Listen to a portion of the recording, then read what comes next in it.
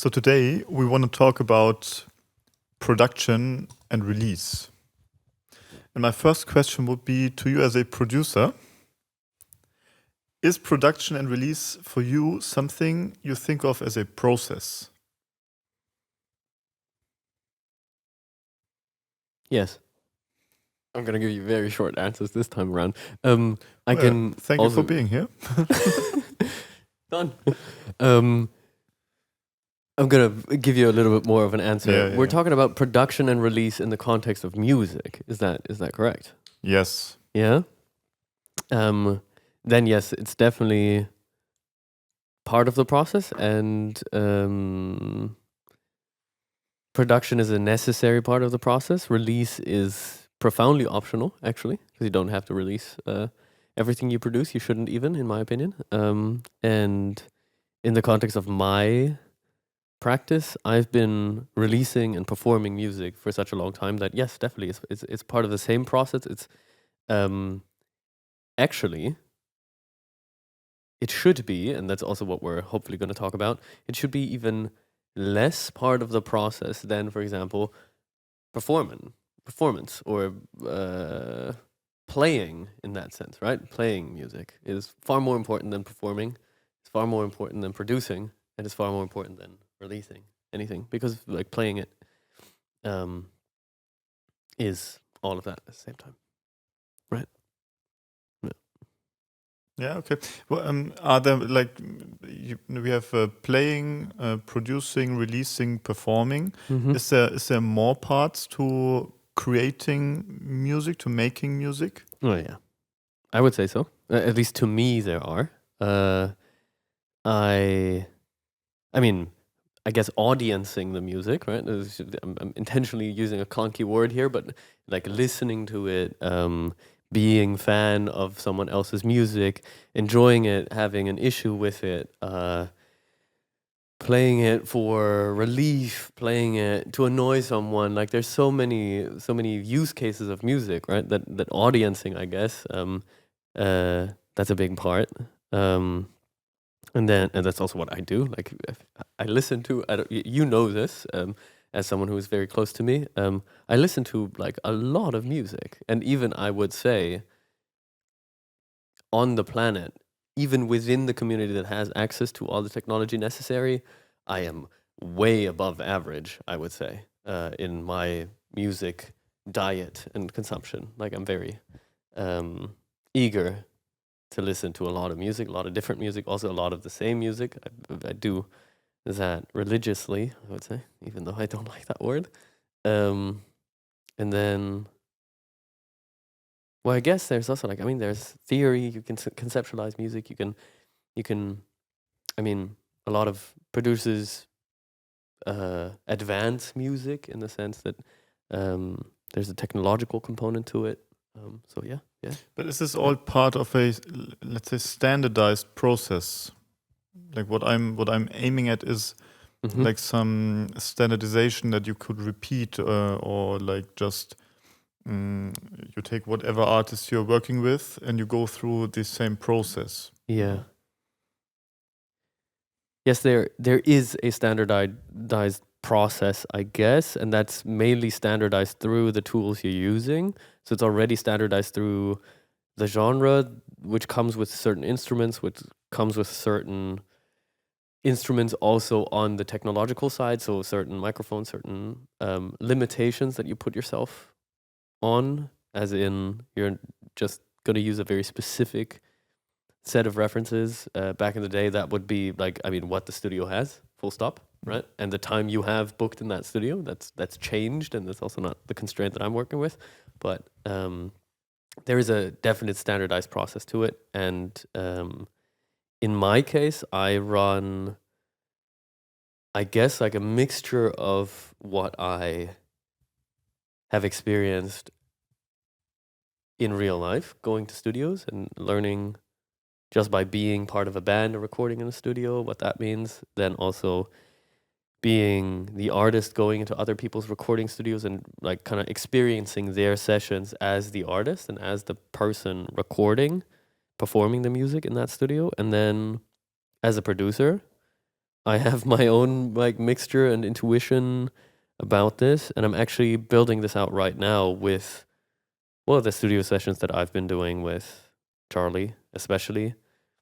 Although that's specifically a very non-regularized, like always on, whenever it can happen kind of process. And then when it comes to a little bit more external artists or even collaborators that play instruments, then I try every time to be more prepared and to advance my way of hosting a session as a producer, right? So and there I try to like even then like just having the studio clean, having some coffee, having just like being prepared to have everything as plug and play as you can possibly have it. That's part of of that process as well. Yeah. Mm. Yeah. Now, you already mentioned Charles Vier, of course. Or can you guide us a bit through the process of producing Pixel Turquoise? How did this look like? Yeah. I got to start with like the timeline, I think, at that point, because we mentioned this last time. Slight Blue Tape came out and started forming. So it came out in 2018 and started forming during the time where Pluto made his record and like pulled in Charlie for singing. So that was like the end of 2016, because Distort with the first appearance of Charles Vier came out 17/1/17. So that was, yeah. And then so 16, the end of that. And then yeah, Charlie started making a lot of demos by himself, just like wherever he could, in different locations with his laptop phone, just the tech that you can carry around these days, right? Very high power tech, which is, I mean, it's lovely, right? You can make, I mean, you have the computing power and all the different like instruments and plugins. They're like at least 10x of what some of the like nicest studios on the planet had in the already like in the 80s and like even sometimes the 90s, I guess, right? So definitely the 70s, and a lot of great music came out at that time. So that's already where the journey starts. And then I really started working with those demos, I think, seriously after moving to Berlin. But the work on Pixel Turquoise as the album Pixel Turquoise, with the tracks that it has, with the whole concept, that definitely started, I would say, within the conceptualization of Slight Blue Tape. So 2018, that's when that started. And that's where also I already was involved. And I also bring that that bar or this requirement almost, or this challenge, this necessity to the table where, and I said this last time, album is king. You need to make an album. We're not making songs, we're not making singles, we're not making EPs, although there's been some EPs, but this is never the context in which a single song, a single line, a single note is written or even thought about. I always, and this is where the kind of like producer as director in the movie world, kind of like, I guess that similarity or this like analogy, I think is quite like tangible here.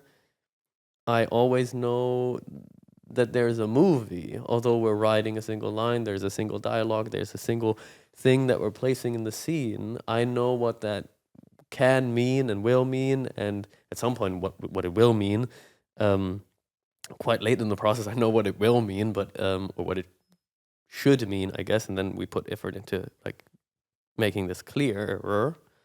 But I'm aware, and I always push this narrative. I never forget, even in the details, that we're making a full record, and I also never forget that we're making another record. Like there's not a single album kind of thing that I'm working towards. And I mean, it's obviously like bound to the times and whatever is possible. but in the end, it's all. I do always assume, and I know that this is actually categorically correct, that any human, any artist, any character has a story to tell, and that story can be told, and in my world should be told as long as they can. So yeah, and in chapters, I think that's wise. It's I love the format of the album because it captures a certain time, space, and mood and reflection realm, and yeah, to now come to the present. We're now 8 years away from 2018, and we're now in the process of closing. We're now in the editing phase, I guess. So we've shot most of the scenes. We've definitely shot all of the scenes. We've written all of them for Pixel Turquoise, and they've been written a long time ago. But now all the scenes are fleshed out. Almost all the tracks now of the 16 have their final length, or at least we know their final length.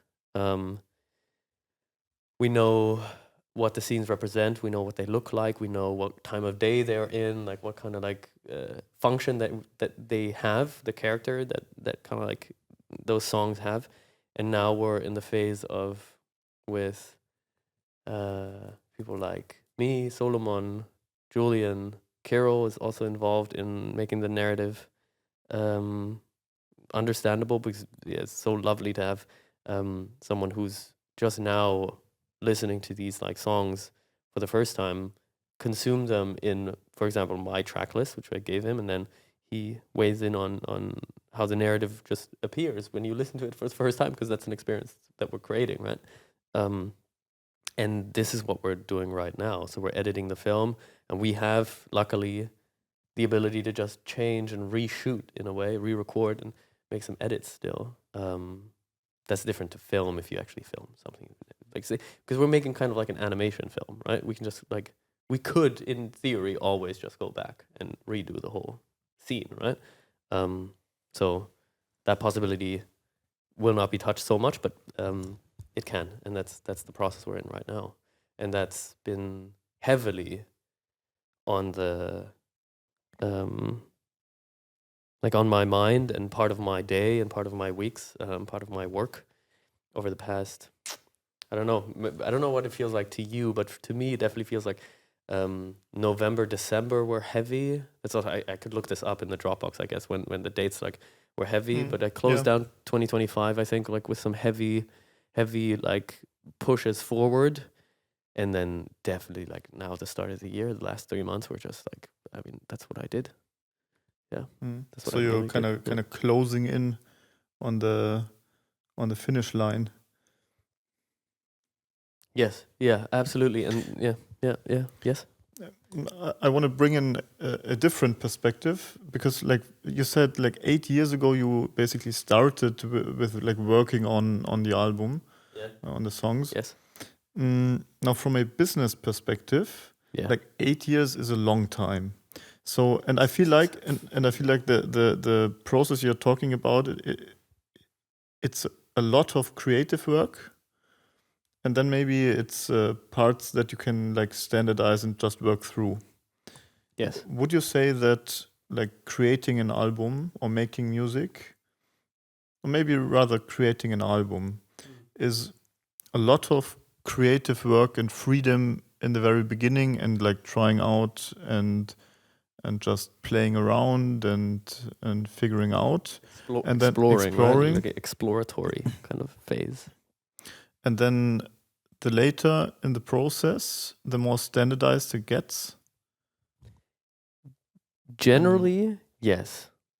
For me, I think like I know a lot of records, and I also know a bunch of artists from afar and also personally that definitely would say, yeah, that's what it is, and that's the grind, that's what they do.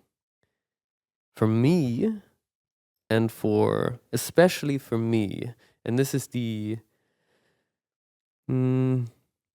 like I allow that space for artists, and that's what they need to do, and they need to collect their stuff. But I am from the get-go deeply within the concept. I know what kind of song is missing, even if it doesn't exist, even if there's just like 3 tracks and the goal is like, I don't know, like let's say 12 to 14, 16 songs. I know what type of song we need. I know what type of characters. I know what kind of aesthetic I like, want, and see fit in that context, just based on on an idea. And I voice this and push this into the process more and more and more the further like we walk towards that finish line. And I subtly do that, I think, from the get-go. Like it's just the way that my mind operates there. Like I always have this board of like, okay, that's missing, that's where we're going, this is on brand, this is off brand, this is why this works. And I even sort songs and ideas out to other records already, so I park them to a different space. This is not for this film, this is for the sequel, right? This kind of movement already. So generally, yes, but I think it's a cool question because I think I work quite differently there, specifically to other artists. Also, as an artist, I, from the beginning, almost prior to the exploratory phase, I know what kind of, like, if you look at this like a scientist, I know what kind of scientist I am, right? What I take, what kind of gear I take, what kind of like instruments, what kind of technological aids and what kind of clothes I wear. Already, that's the concept that I carry, and that profoundly defines the way that I explore and what I take home, right? If I have my big bag and like my shovel with me, I'm gonna take some bigger things. If I have my tweezers and my microscope with me, it's probably not gonna be so large, right? So I would say that this represents the way that I already profoundly shape the nature of the exploration based on the concept that I already have in my mind. So it's when you say it's a free, it's not a free exploration. Definitely not. I'm working with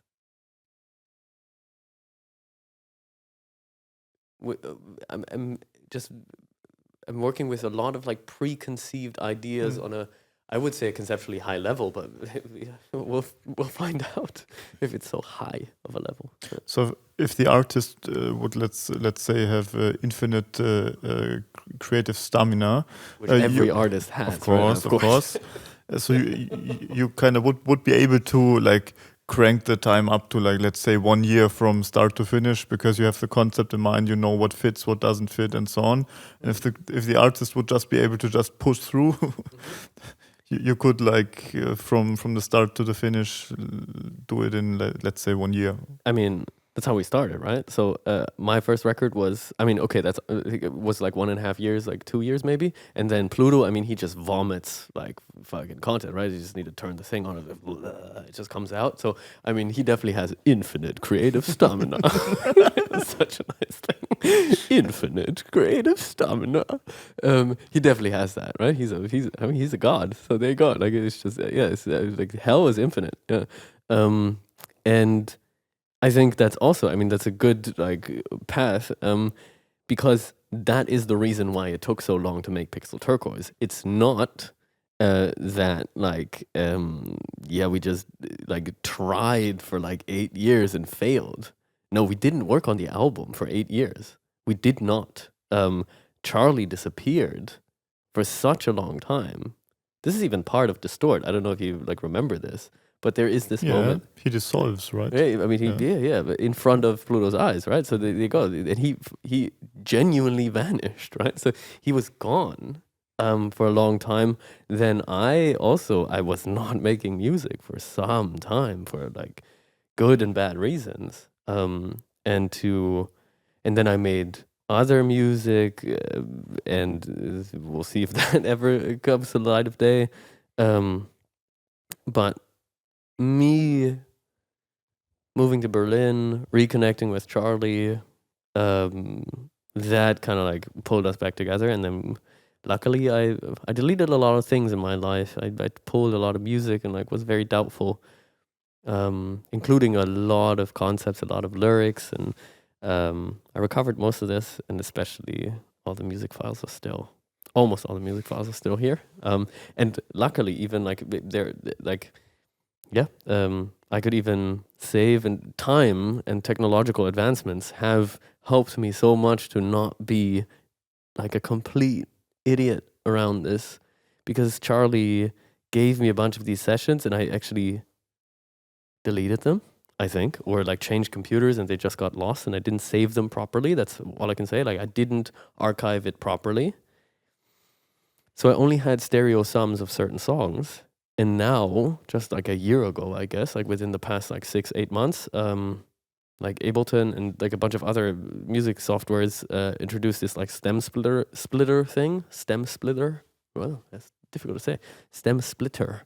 And yeah, I could recover a bunch of these like files, and like you split the stereo sum, the two signals you have, into drums, vocals, keys, bass.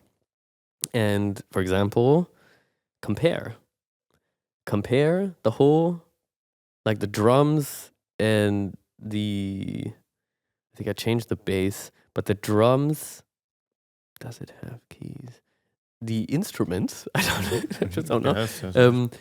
And a bunch of Charlie's vocals are recovered via this process. I only had a single wave render of the demo. But that's so cool, right? Yeah, that's insane. Like it's literally like when and the this possibilities came out, it opens up, right? it's amazing. Yeah. Like I mean, stealing and just resampling, it's never been so easy. It's amazing. And what it allowed me to do was to go in, keep what I had, and still edit everything independently.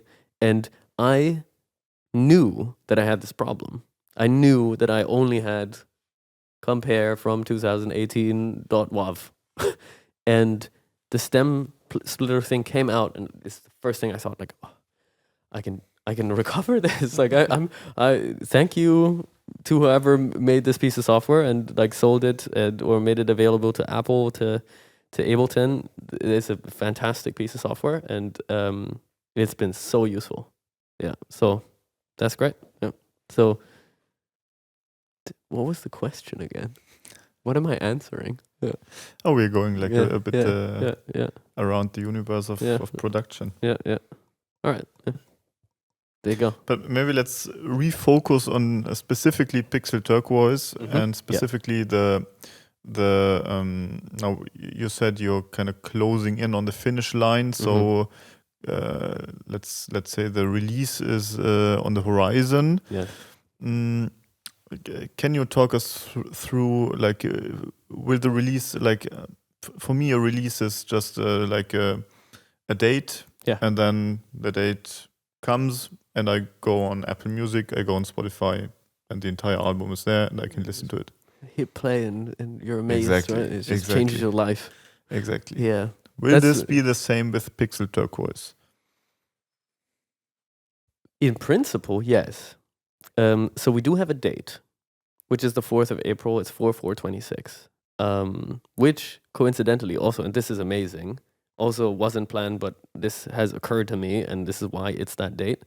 The color of Pixel Turquoise, because Pixel Turquoise is a color. It's the color you're surrounded by now, and I'm dressed in that as well. The hex code for Pixel Turquoise is #26F4C4. And the numbers in that go 4/4/26. And that has been the hex code for a long time, and it wasn't planned. I actually realized, because I wanted to release it, well, I was pushing for releasing it like in July last year. And then we just couldn't make it, like it wasn't done. And then I was in an art exhibit here in Berlin, and I realized this. Like, just it came to me. Yeah, it's 26/4/4. That's 4/4/20. Like, that's the date. Oh, nice. I didn't miss the deadline. It wasn't the right one yet, and so this is the thing. So Pixel Turquoise will come out on the 4th of April, 2026. And it's Easter as well, right? It's I Easter guess. this year, so they're coming back from the dead, so to say. God damn it. Yeah, all right. Yeah. Whatever, man. But yeah, I guess. Whatever the dead are in that scenario. Yeah, I guess. Yeah. Yeah. We might have to ask Pluto about that. He hangs out with the dead a bunch. So that's the official release the date. official is release for 4th Pixel- of April 2026. for Pixel Turquoise, Yeah. but it is not in that sense a regular release because we will definitely drop the entire album that day. We're not going to do a drip release. We're not going to you're not going to see a pre-save thing. Maybe we'll see, but it will just drop the whole thing. But it will drop as a beta. So what that means is we're definitely, since Pixel Turquoise is highly connected to technology, falling into that world, it follows a lot of like aesthetics and mechanics, I guess, of the tech world and the digital realm. We have, based on a couple different factors, but also because it is just so conceptually fitting, decided to release the then current state, which is not the current state that is current now, hopefully, or at least I know that I'm going to change it. We're going to release it as a beta, and we're going to invite people to beta test it. I can also say that date now. Sure. The night into the 26th of April, so 26/4/26, that's a Sunday, and the night into that, we are going to beta test this in the real world. So the details we're figuring out, we're going to announce, but essentially what we're going to do is we're going to announce a location here in Berlin. We're going to invite people, and people, are going to be invited to join us in that test. We are going to record that test. We're going to maybe even try out performing some stuff live because this is also post the concert that Solomon and Charlie are going to play. And that's actually, like, at this point confirmed that Charlie will show up. Yeah, that's actually true. Yeah, so that's going to happen. So following that, also on the 26th, the early mornings, I guess, maybe on the 26th already then, we're going to start on the 25th. I just don't like saying 25 because it's not symmetrical. So, the very early hours of the morning of the 26th, which just might be like 10 p.m. on the 25th. We'll see, right? It's like minus 2 hours into the 26th. We're gonna start minus 4 hours for Charlie, right? Minus 4 hours Perfect. into the 26th, which is 8 p.m. on the 25th, right? Yeah, we're just gonna make it complicated. And you said you're going to invite people. Yeah. Can people also kind of sign up or just show up if That's they're a great interested? question. Yes, definitely they should, because like we're gonna invite a lot of people. The more beta testers, the better, right? Yeah, definitely. I guess, yeah, because we can filter, right? Still, right? So yeah, definitely. I would genuinely like say that, like, it's the more the better. No, depends on the people. Even one. We're gonna group you into categories. Yeah, right. Yeah, different tiers. Depending on how much you pay. There's gonna be a quiz in the beginning of the show. Yeah, just like at the door, you're gonna have to like do your coding challenge. And will it be like can I think of it like kind of a regular show? Like, will there be like live music, or will you just play like some of the songs or all of the songs? Or It will definitely be a lot less about the audience than one might think. Than like shows genuinely are or generally are. usually when you go to a show. So what we're actually going to do is we are going to invite beta testers for us to be excited about it, and also for people that just want to join us. But this event will happen whether or not like 4 people turn up or 400. Well, 400 might actually be more difficult, right? But no matter how many people show up, we are going to beta test this record as a performance, kind of like as a behind the scenes rehearsal thing. We're going to, and this is cool because like we want to beta test it in a way that's like actually real. So having people there, that's just part of reality, right? So far.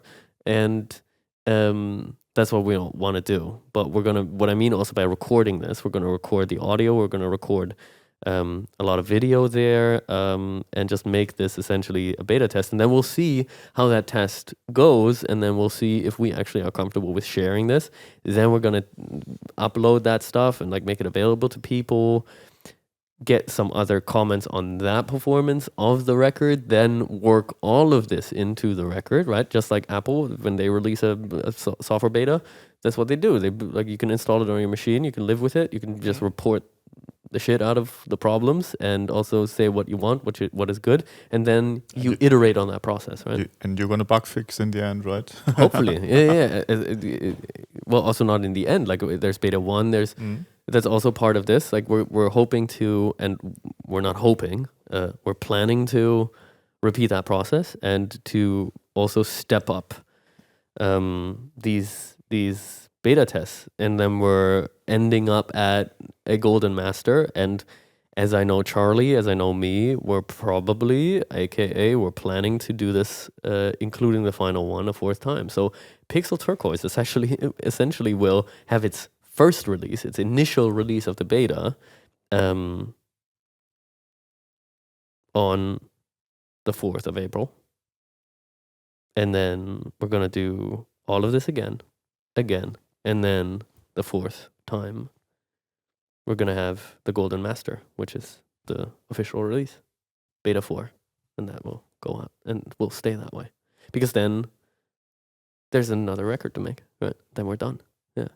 And that, I think, is a cool process. It's also good for us because we actually need to beta test our tech, our what people think, our confidence, our abilities, and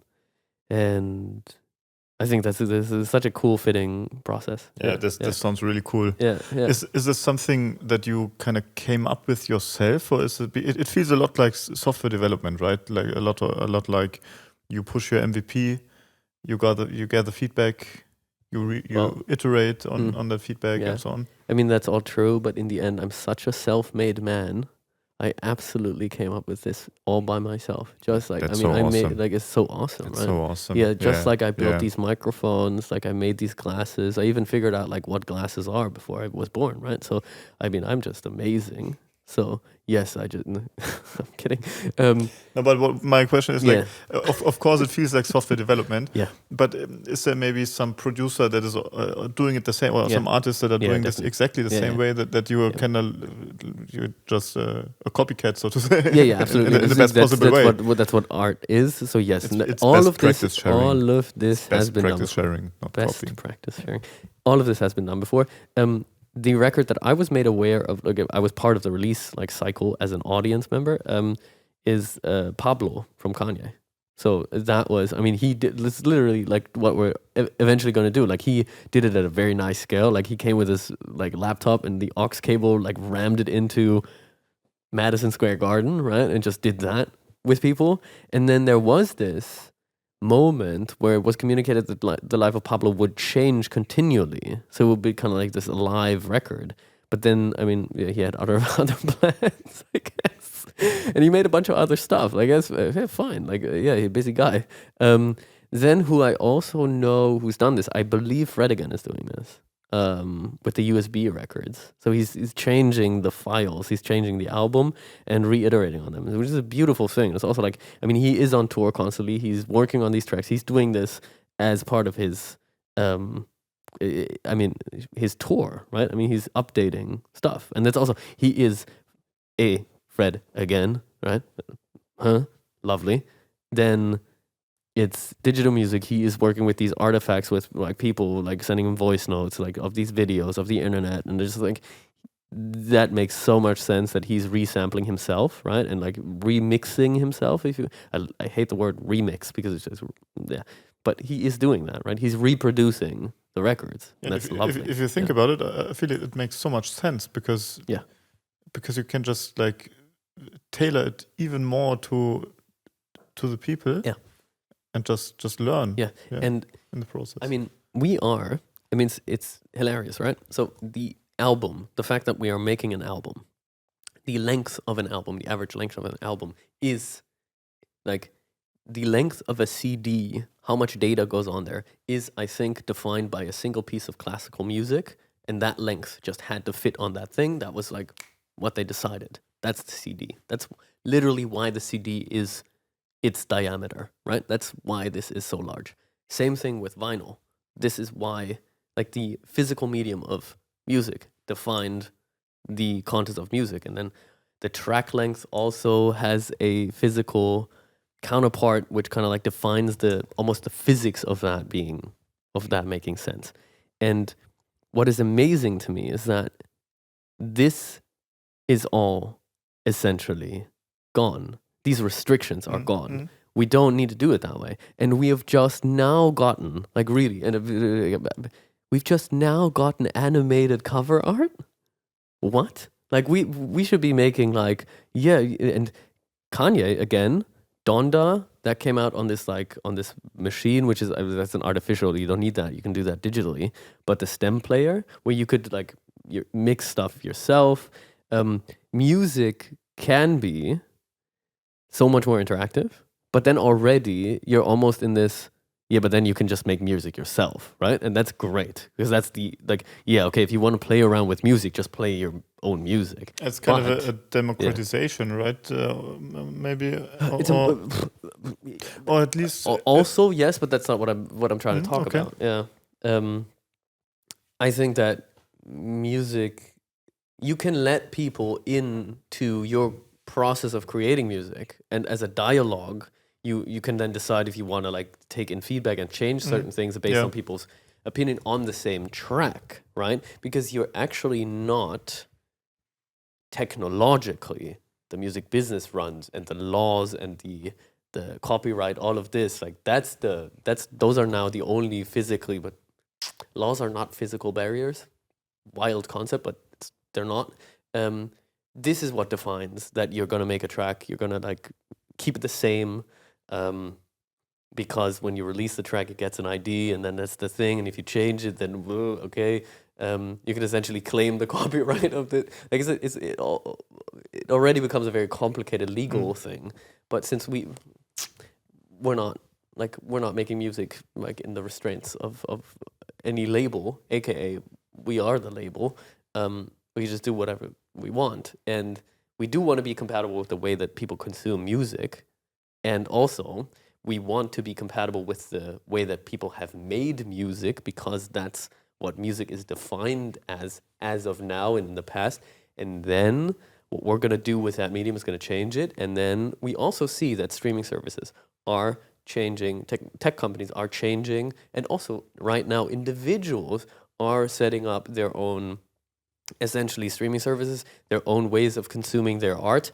And genuinely, what we're going to end up doing in the end is we're going to build some kind of way where you're going to be able to interact with that art in a way that is vastly different, yet completely compatible with the way that you can essentially put the vinyl on, or you can have this kind of like Matrix-like interaction with the songs, and snippets, and can take stuff out and just do your own thing, and even go through the time machine, which I always love that animation in macOS when you go like through the history of your computer. It just goes like, and you can go through the different versions. Because to me, personally, I love that.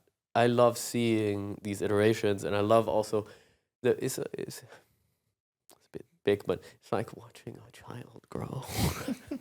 I don't have any children, but I was one, and I am one, and it is that you have these different levels of maturity, and it is completely okay that it's perfect in the end, or like really like awesome in the end, but then you learn to see the authenticity, the raw just recording of someone just humming into a phone over some kind of ass like 808 speed, and it's just amazing, right?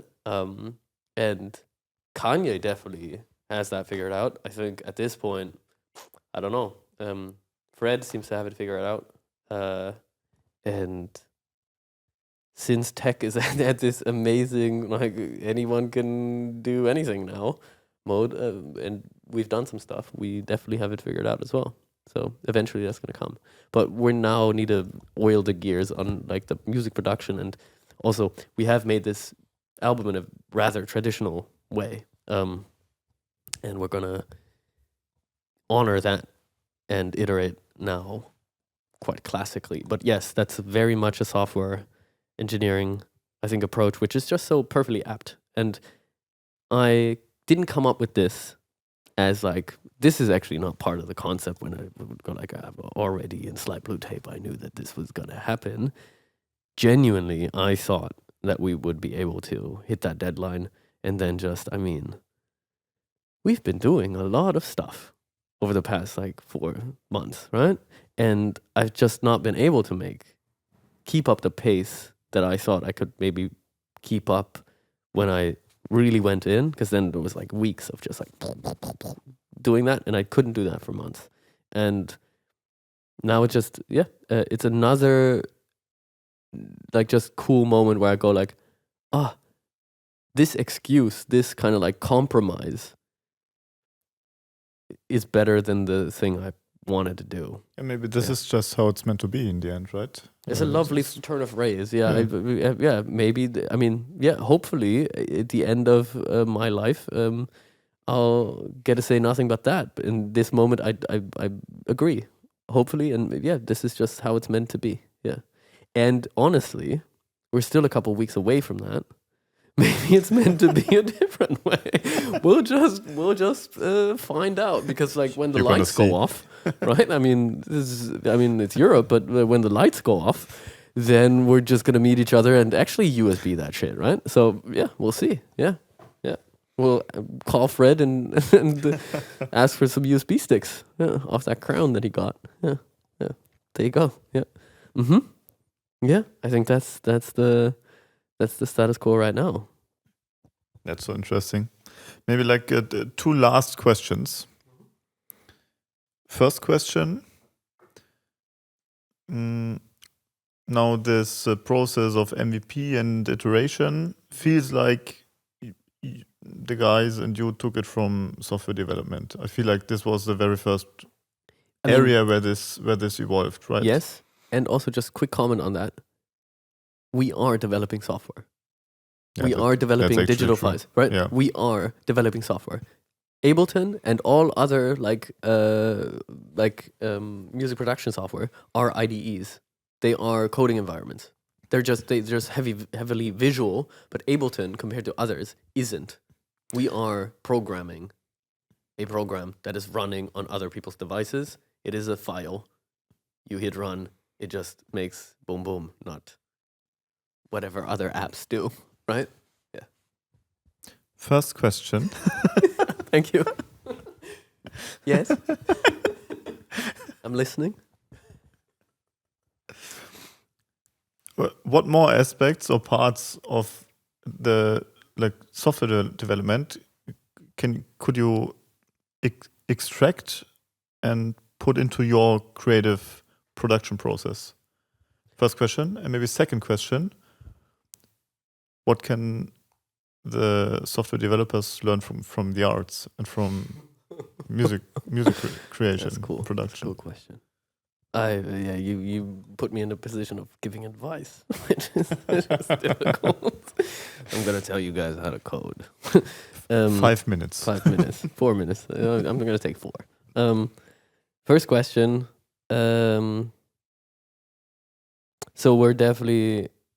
we have multiple people working on the same project, which is just completely normal and boring to even bring up in a coding context, right? You have GitHub, you had GitHub, I guess, and it's just completely normal that people branch off, do their own thing, then like just merge together. This is definitely the process that we're working on, right? We have different different branches where like everyone goes their own way conceptually and also on the execution part, and then in the end you bring that together and you merge it all, right? We do that by hand.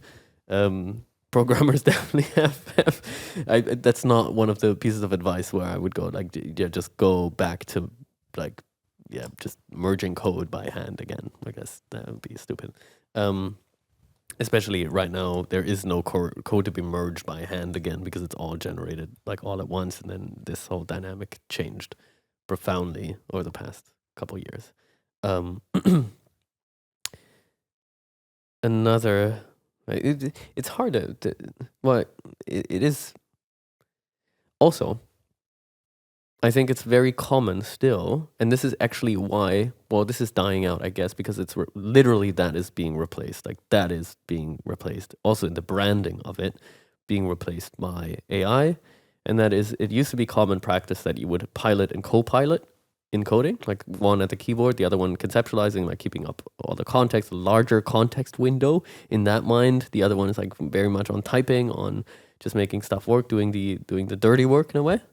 And GitHub Copilot and Microsoft Copilot, which are different products, different use cases, are branded that way. And you have these other coding agents now that really just replace that person that is doing the actual coding, and you as the person just become, actually you are kind of like I guess you are well, depending on who you, well, they give you a co-pilot and then you can do that by yourself. And this is what we do in the studio. So in these sessions, I definitely am the guy in most cases at the computer. Like, I operate the machine and let the other person as freely as possible associate and make a contribution and keep such like a larger, that's the performance, right? And the execution and the tech just kind of like is handled by me. That's definitely a dynamic, I think, that's similar.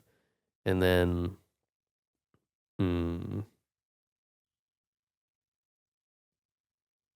I think experimenting, learning on the go, making something new, that's just, I mean, that's what code is for, right? That's what programmers do. And then you also, like, there's part of the job is just fixing shit and finding errors and like figuring out like how to do that and stealing from other people, and it's just very normal. So I guess that's the general thing. So it's called best practice sharing. Sorry, I'm learning this. It's called best practice sharing. Yeah. What was it? Infinite artistic stamina. Creative stamina. That was lovely. Stamina is such a good word in that. Like, so epic. Yeah, it's good. The second question was, what can coders learn from music? My intuition says nothing.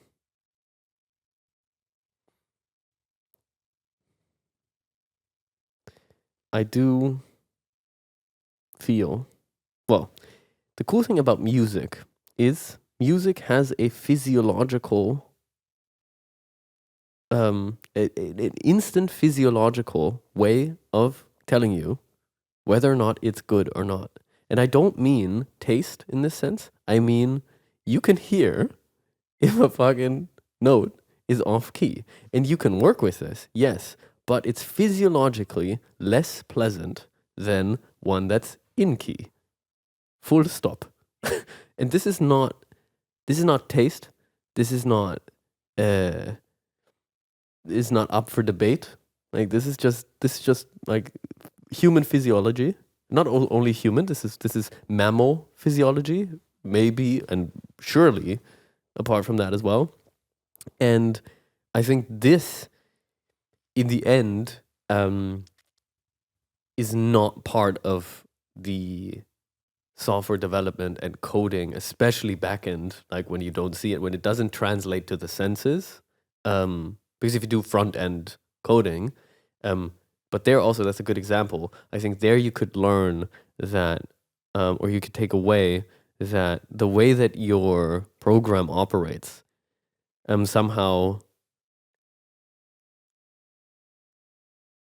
should have a more harmonic, like, judgment system attached to it. Like, it should feel good in the and if it is consumed, I don't like. It's not necessary that your database feels good. Like that's okay.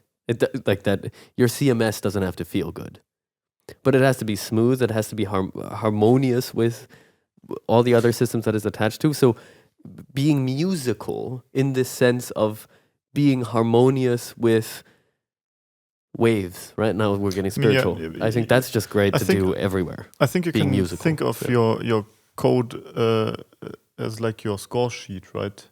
There's a key you've written it in, like C#. Yeah, there you go. Lovely. Yeah, you're gonna get a prize for that. And then there's like harmonies and rhythm, and there's intonation. I love that's a very good that's very semantic already. Yeah, like that's and in the end, the score sheet doesn't have to look nice, but what comes out of it, if all the parts fit together. But it is also always, it doesn't have to, but it's also always better if it does, yes, right? Of And course, that's of just course. clear. And I would go even it's not the score sheet, it's the way that the instruments are tuned, right? That the math works out, the physics work out, right? Then, there's a step below that where I'd say it just should be musical.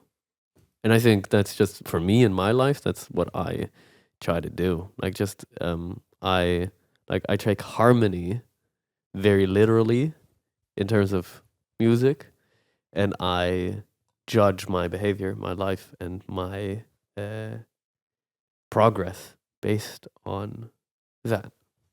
And sometimes it's just metal, right? Sometimes it's just, but that's a genre and it works, but it still follows. Like the guitars are tuned very well, and then you fuck it up. Yeah. But you got to tune the guitar. At least in the same way that the bass is tuned, right? The drums no one cares about that. Well, thank you, Alessandro. You're welcome. Yeah. One quick addition to this is maybe it might be wise to do a little bit of like a meta comment on what we're doing here. And maybe we can capture a couple of things here and talk about that this at this point has a name, that we plan on doing this again, all of this kind of stuff. So this here is episode 1. Yeah, right. Which makes the previous episode 0, which is very coding because they start at 0. Yeah, which is great. And it's episode 1 of the I/O updates. There you go. And what do you plan on doing? Is it just gonna be you asking me questions about albums that I make? Well, probably. We're gonna see each other in 8 years. Maybe we'll see. Stay tuned. See you guys. No, is that the plan? Because I/O update sounds a bit larger than I/O Airwaves label talk. Yeah, which is not what we called it for good reason.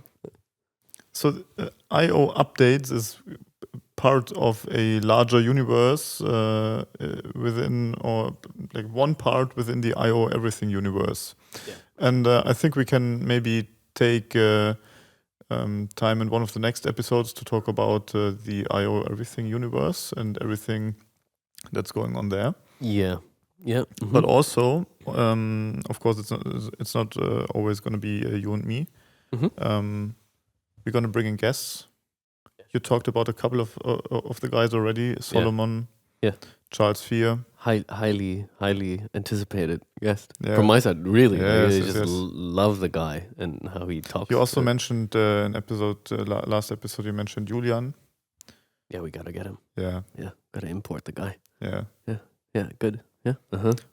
So I feel there's lots of topics to talk about, but also lots of people to talk about. Yeah, and also, I mean, we shouted her out in the last episode as well. I profoundly wanted want Celine to show up. That might be a bit of convincing, but this all of this, and also you're is behind you as well.